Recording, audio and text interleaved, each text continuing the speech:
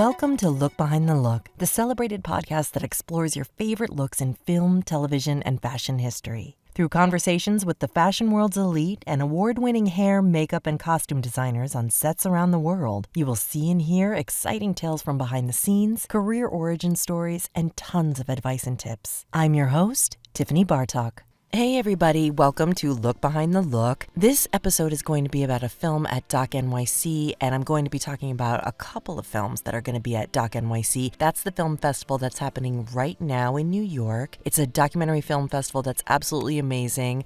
I'm a little bit biased because our film, Larger Than Life, was there a couple of years ago, and it was by far the greatest experience as far as the New York film festivals go, to be really showing to full packed houses. The screening that I'm going to be talking about now, Beyond the Gaze, is sold out. The premiere screening is sold out. However, there are many screenings, and I hope you can make it to one of them. Beyond the Gaze is about Jule Campbell. Jule Campbell is responsible for bringing us all that is the Sports Illustrated Issue year after year after year. I had such an amazing experience because I got to work on one day of the shoots for this documentary. Just to simplify things, the director of this documentary is Jill Campbell. Simply put, she is the daughter-in-law of Jule Campbell, who the film is about. She directed this film and we knew each other, and so she was looking for makeup for the Elle Macpherson section of the movie, and so I got to be on set that day and meet Jule Campbell, which was an unforgettable experience. I got to see these Polaroids up close, and it was just unbelievable. You're going to love this movie. It has tons of archival of icons like Christy Brinkley and Cheryl Tiegs, and it's such a story of women empowerment. It is beautiful what this woman did with her life. You learn a lot about memory and life and just beauty of living, and it's just an inspiring film. You're going to really love it. I talked to Jill a little bit about being pigeonholed in the film directing world with a fashion doc, which people like to kind of boil this movie down to being. It's so much more. I really hope you can see it, and please enjoy this conversation.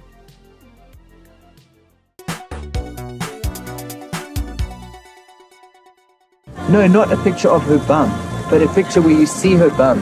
No. Don't want that. No, I think the way she's doing it's 3/4 and a little cover. The rest is late. I get all the now feminist women asking me. Okay. And I'm already going straight to hell.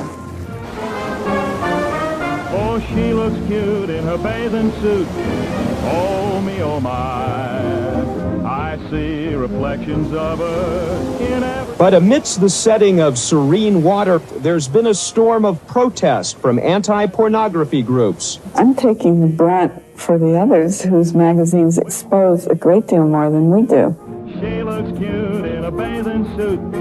All men agree she could be Miss America. Hi, Jill. Thank you for talking to me today about Beyond the Gaze. I don't know where to begin with this. The movie is incredible. It's premiering at DOC NYC on November 17th. That's the New York premiere. It's premiered at Woodstock already, so a lot of people have gotten to enjoy the film already. And I saw it already has its letterboxed listing, Yay. which is always a sign of like it's really finished. It's really happening. Yeah. I absolutely loved this film, and we'll get into all the reasons why. But first, let's just tell everybody. Stop on you absolutely loved it. It's okay. What's that? I can stop there. Yeah. Okay. I loved it. Bye. Yeah. I mean, we're both filmmakers, so we get it. We get this. We just have shorthand on this whole conversation. Oh yeah. Julie would feel so honored. And the end. Yeah. I'll tell everybody how you and I know each other as being filmmakers, fellow filmmakers. We met in Film Fatales, and we have commiserated many a time on filmmaking, because we both found ourselves making films in the fashion world and sort of getting labeled as, our films were getting labeled as fashion films. And I want to talk to you a lot about that generalization later on. And then you gave me a ring, and I had the honor to work in on the film with you, doing Elle Macpherson's makeup, which was an amazing, mind-blowing day. Yeah. The interview was so super long and chock full of all this information. And I couldn't believe what was happening as I'm looking at and meeting Jule Campbell, your mother-in-law, who is the reason that we have Sports Illustrated today, still today, after all these years. And meeting her was truly an honor. She's since passed away, and now this film lives on, and we can learn all about all of her accomplishments. If you just want to tell us a little bit about your relationship to Julie and how this film came to be, I would love to hear it. Yeah, I mean, so, I got married when I was 21. I met Julie when I was 21. Like, 6 months out of college. No, I got married at 23, but I met Julie at 21. I met my ex-husband 21, and she was actually on a shoot when I met him. So went to the farm and she wasn't there, and right away she was like this very interesting, mysterious woman. And she's been in my life that whole time. And what's interesting is, I am divorced from Bruce, her son, but we have this modern family, and she was always my mentor, my second mother, this woman who just, taught me so much in life. And the hardest part was when we were divorcing, and there were like a year or two where things were rocky and we weren't in touch. And I just really missed her. And then Bruce is an only child, Julie's an only child. We both have small families. We have children together. And we all found our ways back to like this very loving family. And when during the pandemic, my husband and I would check in on them and go and make meals for Julie and Bruce and just make sure they were okay, spend long weekends. We literally like would isolate ourselves. Like I knew I would be seeing her. So I just like, she was part of my like, we were like with each other in the pandemic. And you stayed at the farmhouse in the pandemic together? Not the whole time, but we stayed there a lot. We would go for like long 5 or 6 days. And then when I would come home, I would isolate myself so that I wouldn't catch anything because I knew I'd be going back. So like we were really careful. And she was in her 90s. She was bored. She was just ready to tell her story. Like every word that you met her, like she is so special. So special. So special. And every word that was coming out of her mouth, I was just like taking my phone out and filming because I just wanted to preserve it. And then I'd wanted to do a film on her for a long time. I mean, I've been doing this since 2006, making documentaries. Yeah. I mean, it's just never been the right time to ask. Like because of our relationship, because of divorce, because of just life. And during this time, I just asked Bruce, I'm like, can we please bring our good cameras? Like, this needs more than the iPhone. We have these amazing cameras at home. Can we just start filming her? And he let me, and he let us. And my husband's, a cinematographer on the film. And like, as you see in the film, like she wanted to write a book when she retired, when she was in her 70s. And she kept everything. So like literally in the farmhouse, we were tripping over Super 8s on the floor. Like it's a beautiful old farmhouse, and it's a bohemian, funky, amazing family home. And like I'd be like, what's this? And like picking up the Super 8 or like slides everywhere and just like remnants of her life at Sports Illustrated all around. I love that scene when you go into the room and it's like it looks like it was such a great reveal because it does look like, like it would be like mom and dad's old china or something, but you like pull out something and you're like, here's Christy. And it's like Christy Brinkley, and you're just like, okay, wow. That's her chicken sheds. And my best story about that is, so she had these chicken coops on the farm. Like she lived on a family farm. And for like the 20 years I was married for Bruce, I was never allowed in those chicken coops. Like they were such a mystery to me. And my kids were all like, what's in the chicken coops? And how funny. Yeah, they finally allowed me in the chicken coop. Is it because they were these archives that you I, weren't allowed? she was just very protective of them. I don't know. Interesting. It's super interesting, but yeah, maybe that's a good question. And like, so she finally let me in the chicken coops, and there were like 40 styrofoam coolers with slides and photos and, memorabilia from Oh plus my time, God. plus like amazing, like vintage clothing and jewelry and just like all this cool stuff. And like, Yeah. documentarian's dream, Yeah. because I mean, we're still going through them. Like, there's still Oh, are you going to archive them in a book of some kind? Yeah. Oh, yeah, like amazing. we Amazing. thank you. We digitized like 10,000 slides. Like we Holy. would just sit by the TV. We bought a professional scanner and we would like drink whiskey at night and just like I love that.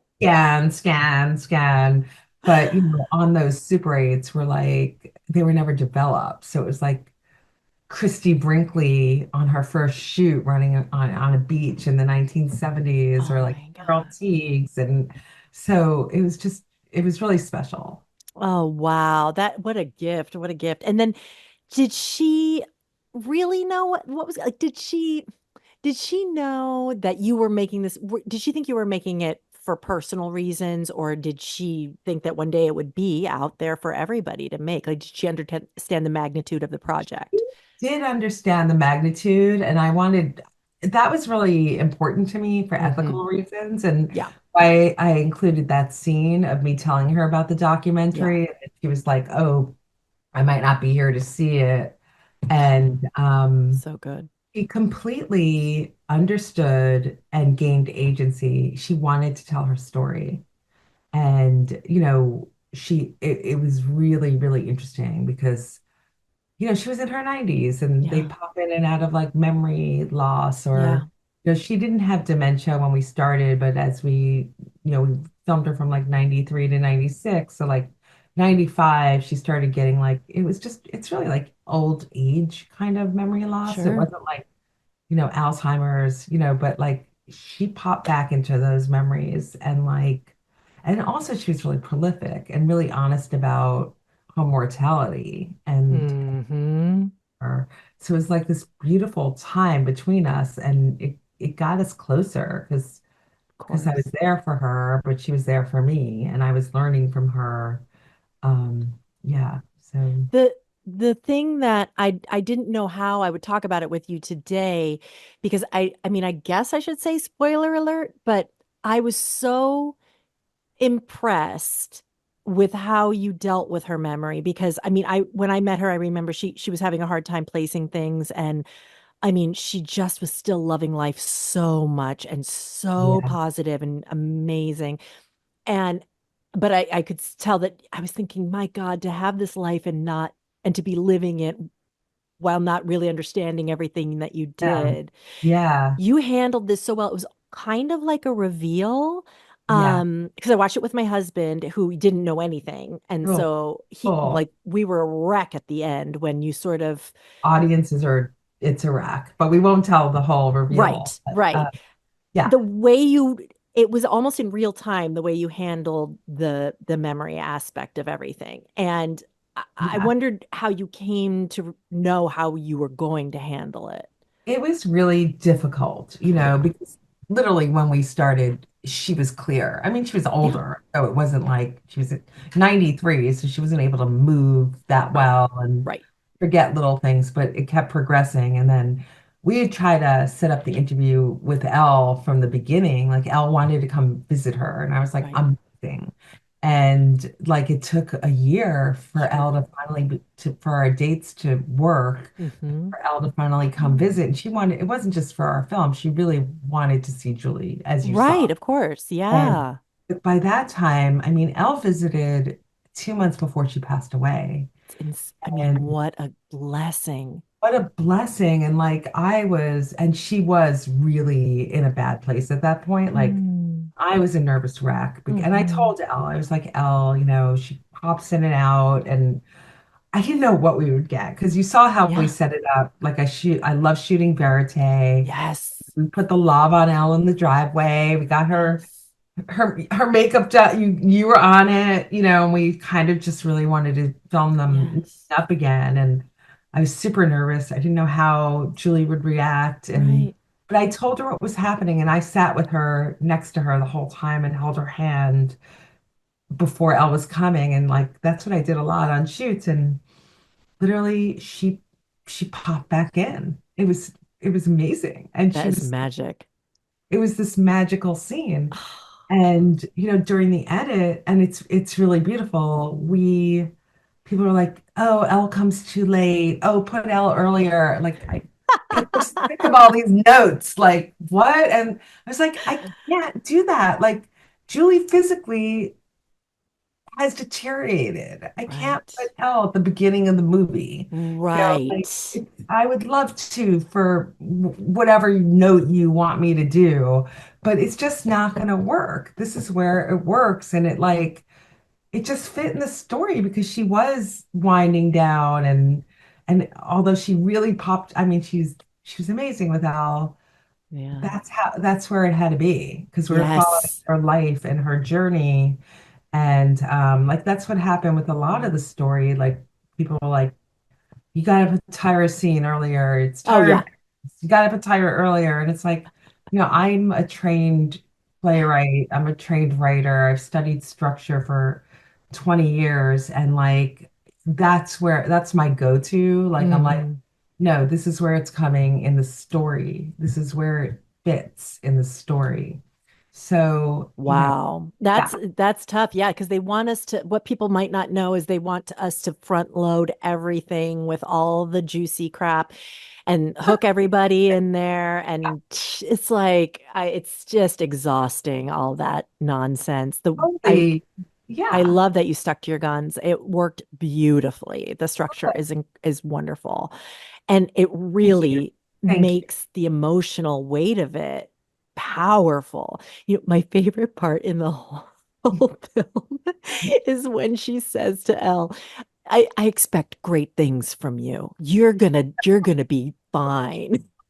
But she's totally joking. And that's where she's really popped in and she's Yes. really there. Because she Yes. literally, It's and so then when good. she's like, it's a good thing I'm not jealous.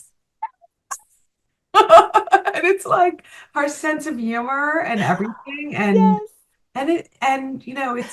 It's a total verite scene Yes. and it's chancy because people want so much but I think that American audiences they like the slow burn when they're allowed to have it. Yes. Like they like good structure and they like a beautiful, strong story when you are allowed to give it to them. And I'm so old and I've been doing this for so long.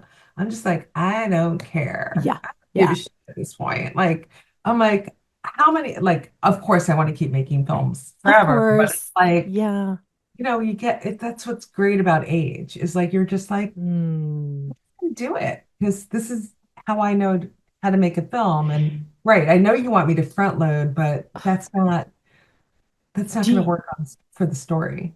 exactly. Do you think that you were inspired probably by Julie and how she was like that too? Mhm. I mean, people are going to see it's amazing how she stuck to her guns and censored the girls and stood up to these men and brings her former partner to tears, remembering her, how strong she was and amazing. And that must have been inspiring to you as a filmmaker as well as you were making this. Yeah, and I'm glad that it inspired you. Like it Yes. inspires all of us because we still have to work we still have to battle that at Yeah. times. Yeah. And to see her in action and that she was just so strong. I mean, I'm not that strong. I learned Mm. from her. And like what I've realized about Julie was she didn't seem to have any issues with self-esteem. Yeah. That was super interesting. Like True. she had a lot of self-esteem and Yeah. self-respect and strength where I'm a bundle of whatever. Right. And Right. like it's pretty amazing. And I think that's how she was able to do it. She was raised by, two strong parents and very Catholic upbringing, although like later in life she's more like spiritually religious and like Mm. church going. But she just had this inner strength, and she was also, yeah, I mean, she's like us. She was an artist, and she stuck to her inner core, and she wouldn't be swayed, and she drove some people crazy because she was really stubborn on that, and like, but she look what she did, you know. Yeah. It's incredible what she's done and what she did for the women and how grateful they are. I feel like Jule Campbell would keep these men away. She was like, I get your behavior. I hear what you're saying. I'm going to give you my edits. She was mama on that set.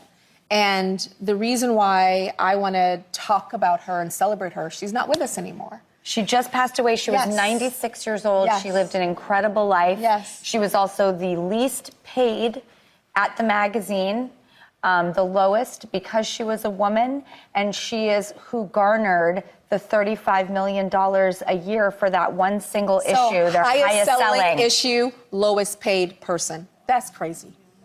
Crazy, right? And she changed my life. I don't know, how old am I? So almost 30 years ago, she put me on the cover of her magazine. Watch Beyond the Gaze. It premieres at DOC NYC on November 17th. And what I also it was a big surprise to me to learn and watch you understand your ex-husband through this, you know, and did that surprise you as well? Yeah. Like that interview with Bruce was really beautiful where you discovered things about each other. The whole thing is a gift. I mean, yeah, like I didn't know what answer, like what he was going to say. Yeah. Because also I really wanted the audience to understand this really weird thing that I'm making a film on my former mother-in-law, who I Right. consider my mother-in-law, and she is, Yeah. but get that relationship and make sure it didn't look like I was being, you know, I don't know, solicitous or taking advantage in any way. And like, yeah, he was just beautiful in his answers. You were so good at doing that, at being sensitive and not exploiting anything, your relationships or the girls. And so did you realize that? Like, did you have to check yourself ever? Or is that just you? Is that Literally just me. Yeah. Yeah. And it was our relationship. And we, Yeah. you know, we were always close, but we did get closer those last couple of years. And I think also besides just the film is she knew I had her back. Yeah. Like the kids, I have adult kids, but they're gone and they're living their own lives. Mhm. And of course, Bruce, her son, has her back and he's living with her. But like we were there a lot, and she just knew, like, you know, she called me. I would visit her in the hospital or blah, blah, blah. Like she knew I was there for her. Yeah. And yeah, she's pretty amazing. It's funny. There was this one part in the hospital, we just couldn't put it in, but like, which I want to put in somewhere, but like, because she talks about mortality a lot, and she's like, you better remember me when I'm gone, because she broke her hip, and Yes, and I right. visited her, and I was there alone because actually Bruce was ill at the same time and couldn't visit her. Oh, So that's why I was there. And so she was like, and I was like, well, how am I going to remember you? You better send me a sign. And she goes, I will send you a sign. I will be the pain in your ass.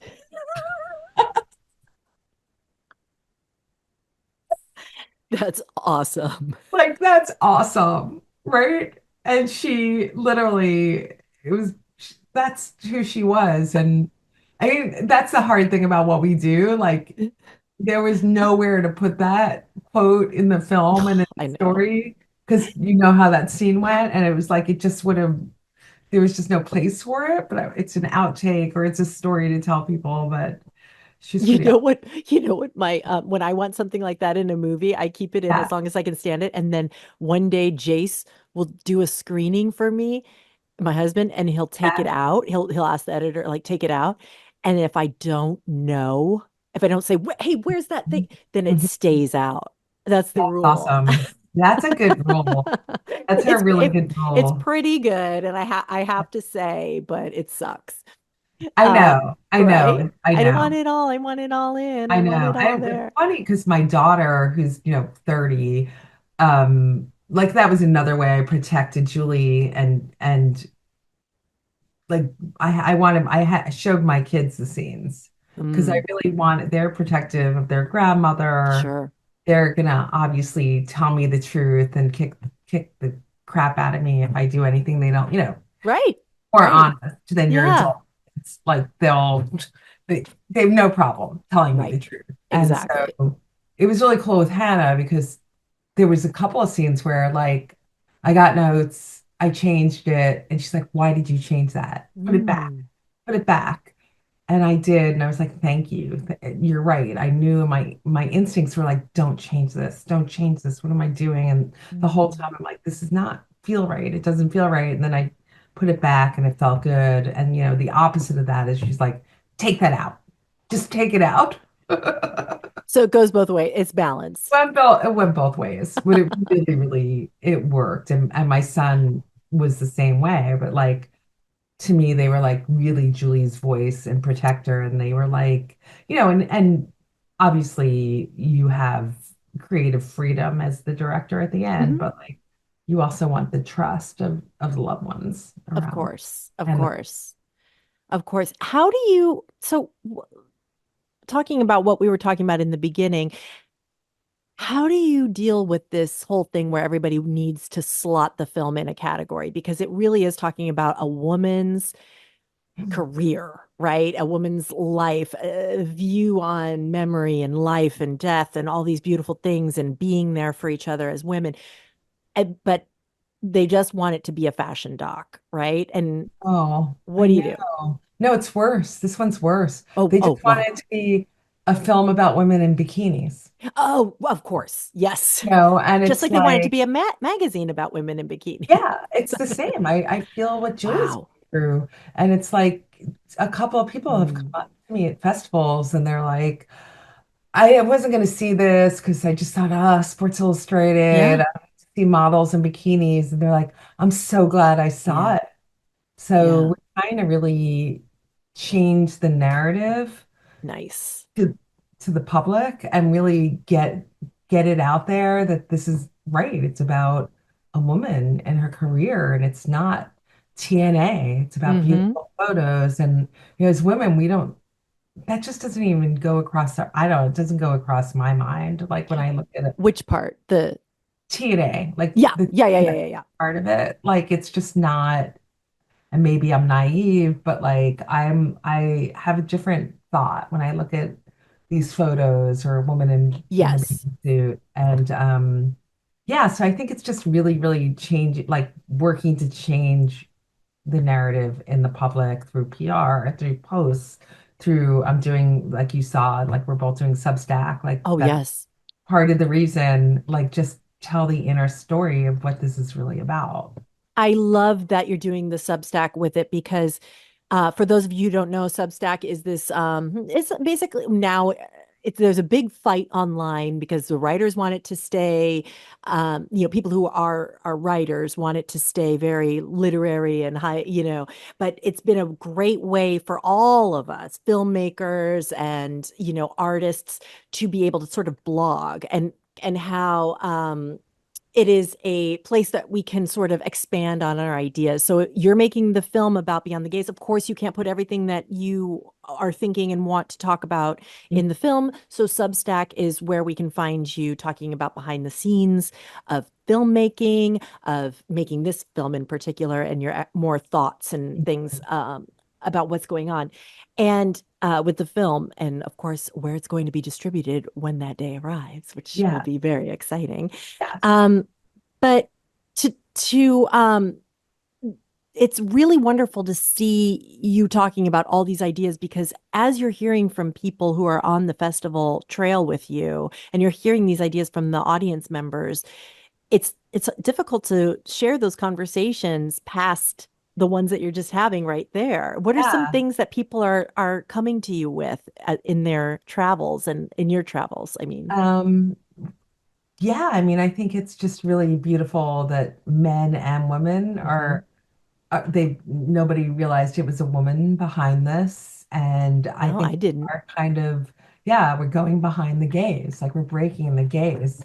And, I think that people, like I said, like some people thought it was going to be just about supermodels and bikinis. And I love that they're pleasantly surprised to find that this is a story that's universal, that is as relevant today as it was when she started in the 1960s, about how she navigated this workplace with all male bosses and she got her way. And she, by doing this, by the strength of the way she navigated it, she created, one of the most profitable magazine issues in publishing history. So I think people are just, they really love the film. They're crying. Yeah. Like Yeah, absolutely. Tyra Banks got up on, first of all, the fact that she showed up. Like, Isn't that? I mean, I Yeah. love her and she's such a good person and very authentic, very down to earth. And, when you meet her, and I was just blown away when they're like, oh, we're coming, we're going to be there. And I'm like, all right, awesome. Isn't that validating? It's validating. Because she knows what that means for you. You know what I mean? And she knows how valuable that is. And that's Yeah. just really And wonderful. like being in this business, you're like, all right, I'm going to get the call. Yeah. Something came up, you're not Hmm. paying anyone to get, Yeah. for people to know you don't, we're indie filmmakers. We're not Hmm. paying anyone to show up at these, at these Q&As, at these panels. They're doing it for, for the love of Julie. Hmm. And she got up on the stage for the Q&A, and she and her boyfriend watched the film and she started crying. Oh, of course. Oh And my gosh. How and amazing for you to experience that. and this was our world premiere. I didn't know how the audience would react. Yeah. I put my heart and soul into it. I take chances. It's not like your typical bio doc, and No. you could either love it or hate it. But we were sold out to 300 people. And people were crying, and Yeah. people, and it touched people. And isn't that the goal? Like a cathartic experience where you're really learning about someone else's life and looking inward about your own life. And Hmm. so it's blown me away, and I'm still trying to process it all, because we're still Yeah. like in our festival run, and we're trying to sell it. So it's like Yeah. I want, I don't know if I'm going to fully be okay until I know like it's distributed and Yeah. share this with the country. And it's such an important woman's story. And Hmm. nobody knows, like that's also, people, women are coming up to me and they're like even the moderator, who's Marianne Chanel, and Myra, who runs the Woodstock. Like, women relate to this story. You don't have to just be in fashion, it's business. And that's really Yes. the most satisfying, and it's what's blowing me away. And just the people are really loving the film. I mean, it's great. It's Yeah. awesome, you know. I love how you say, she's so successful, and we keep talking about, and then literally, when we said out loud, my husband and I together, I said, uh, she must have done really well for herself. And at that very moment is when you reveal that she asked for a raise, and he said, "You have a husband." Right? Her boss said, "You have a husband." So she never got that raise. And so to think that Yeah. she's just doing what she loves for the love of doing it and never being compensated the way she should makes you crazy, but also makes you feel like, you know, how important it is to do what you love. You know what I mean? Because Such a good point. it's like she complained probably a few times probably about it in her life, but I never got the sense that it was unfulfilling for one single day, No, she was an so artist. She was like us, right. like putting together a film. It's like hiring the photographer, hiring your subjects, which were the models, putting together the wardrobe, which are the bathing suits. It's Hmm. all different, finding the perfect location, and then hoping that the magic, you put it all together, and there's magic that happens. Yes. And that's Yes. kind of what we do as Hmm. filmmakers. So yeah, I mean, she got to do this dream career for 32 years, and she loved the work, which, we have to love the work, or who would do this? I mean, I know. When you're saying sell it, it's yeah. making me laugh when you're saying I want to sell it. And it's making me laugh because I know what you're saying. You're saying I want to sell it, meaning I want distribution for my Yes. mother-in-law's life, Yes. please, so people can see Yes. how amazing she is. And there's still some jerk who's going to be on Instagram being like, so nice of this lady to make money off her mother-in-law. Thank you. Just, spoiler alert, there's no money in documentary. I mean, We're paying to do our jobs, people. I think I'm down to like maybe less than a penny an hour on what it's like. Yeah. Yeah. You do it for the love. Look, Yes. we're blessed to be able to do it. And I'm not saying like, yes, I did get a salary for doing this. And Of course, yes. I want it, there's a crisis right now in independent documentary and for independent films, and they're not being bought as much as they were years ago. And so that's kind of what I mean. I want to share this with the world. It's not about, selling it. It's Oh my about God, like I know. giving it a life, I know. I think, it's really weird. It's like the disconnect because people want to see this. Women want to see this film. Absolutely. And it's really cool too, because it shatters party lines. I think this speaks to women on both sides of, conservative and liberal women, and how many films do that. Like it's really rare. And it has, like I could tell by the audience members where we've screened. And, I think that's what our game plan is now, just like sharing it, just getting it out there so that the powers that be know that they'll have an audience, that there is a big audience. Absolutely. So you find that that's the most important thing to express so that people, because that's the number one question always, right? Like, who's this for? Who's this for? Right. And it's for everybody. Absolutely. I mean, I know my husband is like, he loves like women, and he's very interested in seeing women in power and how they got there. And that's rare, but he was riveted by the whole film. I love it. I know. Yeah. It's for everybody. It's for everybody. It's for, it that's what a good film is. Yeah.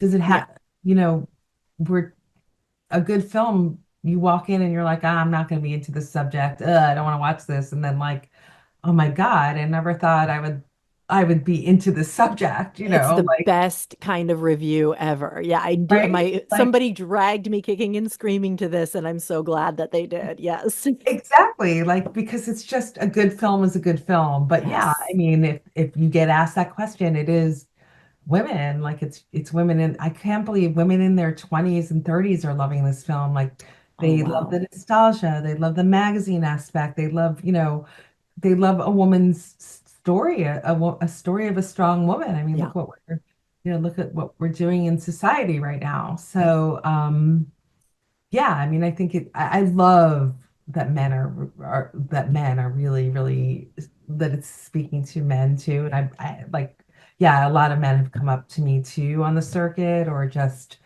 that's cool. Yeah, like this young guy was like, he was like in his 30s, and he's like, it just makes me think differently. Like, there's some scenes where we really look at objectification and we really go hard into that, and the guy was like, yeah, it made me self-reflect on, have I done that? Or do I do that? And how can I be better? And that's also so amazing. So it's really interesting because you're like, yeah, the fashion doc. So it's like, oh, we're not an issues doc because we're, oh my God, we're makes me crazy. Doc. Like, and it's like, oh yeah, it's a real issue, guys. It's an issue.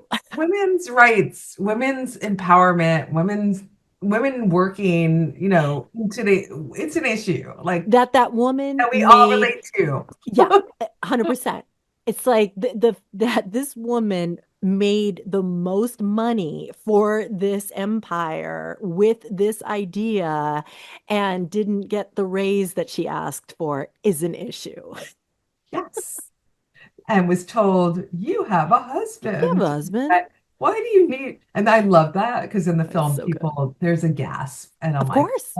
this is awesome. Like, this Of is, course. that was like that one moment. I'm like, I hope this makes that impact and Yeah.